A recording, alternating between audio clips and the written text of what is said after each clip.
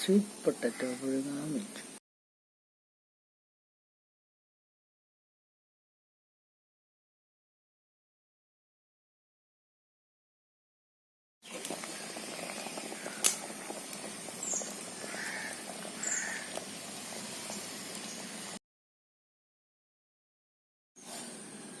Potato വെന്തു. ഇനി കോഴി എടുത്തേക്കാം. സ്വീറ്റ് പൊട്ടറ്റോ പുഴുങ്ങിയത് റെഡി. ഇനി മുളക് അരച്ച് ചമ്മന്തി കൂട്ടി തിന്നാം. കാന്താരിമുളകും ഉള്ളിയും ഉപ്പും ചേർത്ത് അരയ്ക്കും.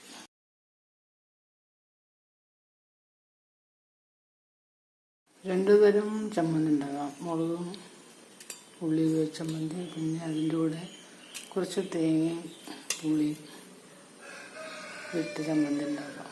അരച്ചെടുക്കുന്നു. അത് മാറ്റിയിട്ട് അതിനൊപ്പം കുറച്ച് പുളിയും തേങ്ങയും ചേർത്ത് ഒരു ചമ്മന്തി ഉണ്ടാക്കും. മുളക് ചമ്മന്തി റെഡി. ഇതിനകത്തുനിന്ന് പകുതി മാറ്റിയിട്ട് തേങ്ങയും പുളിയും കൂടെ ഇട്ട് ചമ്മന്തി, വേറൊരു ചമ്മന്തി അരക്കാം.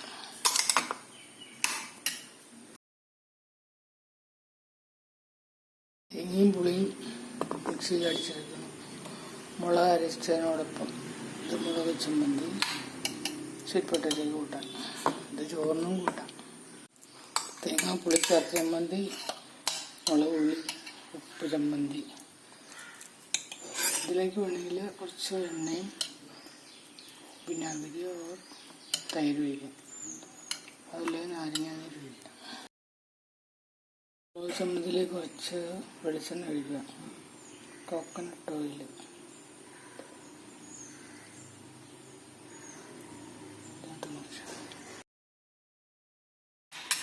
മുളക് ചമ്മന്തി റെഡി. തേങ്ങയും പുളിയും ചേർത്ത് ചമ്മന്തി റെഡി.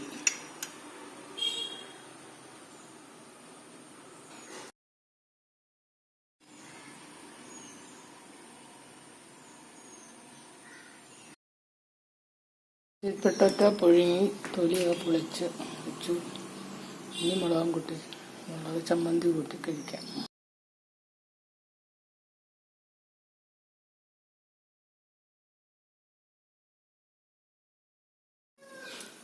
ഇതിലേക്ക് കുറച്ച് ഉപ്പ് സ്പ്രിങ്കിൾ ചെയ്തേക്കാം.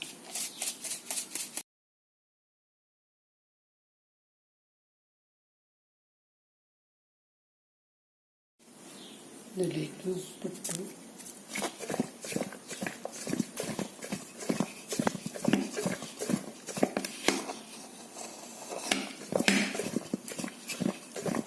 മിക്സ് ആക്കി